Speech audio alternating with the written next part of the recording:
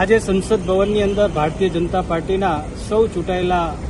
સાંસદો એસસી અને એસટી વર્ગના સૌ દેશના યશસ્વી વડાપ્રધાન શ્રી નરેન્દ્ર મોદી સાહેબને આજે રૂબરૂ મળ્યા હતા. લેખિત સ્વરૂપે એક પત્ર પણ દેશના વડાપ્રધાન શ્રી નરેન્દ્ર મોદી સાહેબને આજે આપવામાં આવ્યો હતો અને થોડા સમય પહેલા સુપ્રીમ કોર્ટની એક જજ સાહેબની પેનલે જે પોતાની રાય અને વિચાર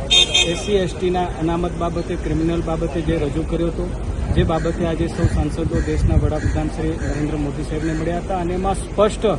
એમણે આશ્વસ્ત કર્યા હતા કે કોઈ પણ પ્રકારની અનામતની બાબત હોય, કોઈ પણ પ્રકારે ભારતીય જનતા પાર્ટી કે ભારતીય જનતા પાર્ટીની કેન્દ્રની સરકાર હોય કે અન્ય રાજ્યોની સરકાર હોય, આ બાબતની અંદર કોઈ પણ વિચાર કરી રહી નથી. એ માત્ર ને માત્ર સુપ્રીમ કોર્ટના જજ સાહેબોની પેનલની જે એક રાય અને વિચાર છે, એમણે સ્પષ્ટ આશ્વસ્ત કર્યા હતા. આ માત્ર ને માત્ર જે પ્રકારે દેશમાં કોંગ્રેસની સરકાર અને વિપક્ષ દેશના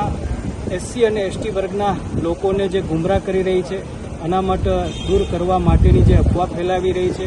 એ વાતનું પણ આજે ખંડન કર્યું હતું અને સૌ સાંસદોએ સાથે મળી કરીને આજે દેશના વડાપ્રધાન શ્રી નરેન્દ્ર મોદી સાહેબને રજૂઆત પણ કરી હતી.